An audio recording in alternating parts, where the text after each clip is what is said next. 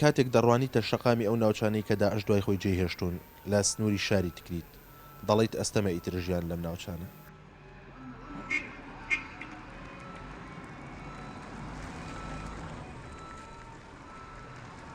خانووی ڕووخاو و ئاسەواری جەنگ و پاشماوەی بۆم بوو، بڵاوبوونەوەی هێزێکی سەربازی تیاندا مانایەکیان بۆ ژیان نەهێشتۆتەوە.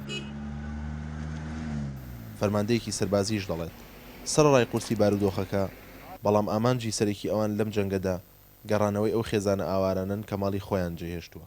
طبعا الهدف من العمليات هو طرد داعش وعودة الناس. ڕاستیدا ئێمە ئەوەتەخوازین کە خەڵکی ناوچەکان بگەڕێنەوە، چونکە ئێمە ئەم جەنگە لە پێناو ئەواندا دەکەین.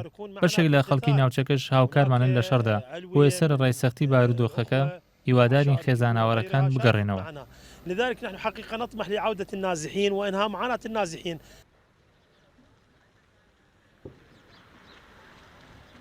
ئەمە ناوچەی مەزرعەیە. مانگێک دوای سنتەری شاری تکریت کۆنتڕۆڵ کراوەتەوە، بەڵام سوپای عێراق و حەشدی شابی وەک ناوچەیەکی سەربازی بەکاری دێنن و هێزێکی زۆری تێدا بڵاوە پێکراوە.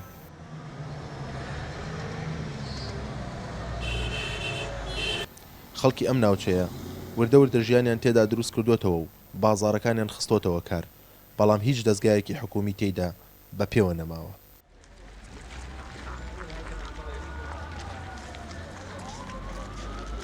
هەرچەندە قوتابخانە و نەخۆشخانە و بیناکان ڕووخاون و مەرجەکانی ژیان تێیدا نەماوە، بەڵام وەکەمە هاوڵاتیە دەڵێت ئەوان هیچ کێشەیەکیان نییە، تەنها دەیانەوێت داعشیان لێ دوور بخرێتەوە چونکە ماڵی کاول کردوون. أرجو من العوائل أن تعود إلى ديارهم إلى قضاء بأجل. هیوادارم خەڵکی ناوچەکان بگەڕێنەوە، چونکە هەموو ئەو ناوچانەی کە ئازاد کراون ئێستا ئارامن، هەروەها مامەڵەی هێزەکانی زۆر باشە لەگەڵمان. هەرچەندە لە هەندێک ما پێبەش بووین، بەڵام تەنها ئەومان دەبێت سەرجەم ناوچەکان ئازاد بکرێن و هاوڵاتیانش بگەڕێنەوە بۆ شوێنی خۆیان.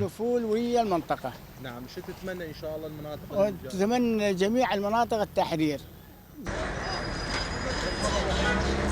بەهۆی بردومانی فڕۆکە و موشک لە کاتی کۆنتڕۆڵکردنەوەی ناوچەکان و ئەو بۆمبە زۆرەی کە داعش دوای خۆی جێی دەهێڵێت، زۆربەی خانوو و شەقامەکانی ئەو ناوچانەی کە کۆنتڕۆڵ کراونەتەوە خاپوور بوون.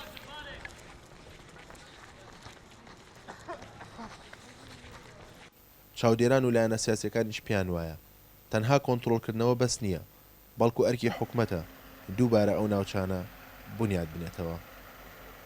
ئومێد محەممەد NRT ناوچەکانی باکووری پارێزگای سەلاحەدین.